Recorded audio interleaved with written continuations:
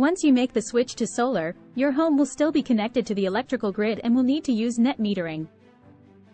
Net metering helps account for variations in energy production by crediting you for the excess electricity your panels produce. Want to know how it works throughout the day? Your solar panels generate energy from the sun, which is sent to your panel box. A portion of this energy will immediately be used in your home and the rest will go back out onto the grid. The excess energy that flows back out onto the grid will cause your electric meter to run in reverse, decreasing your net usage and granting you a credit from your utility company. Your system will quit producing when the sun goes down and your home will begin to use energy from the electrical grid again. This will cause your electric meter to spin forward and increase your net usage.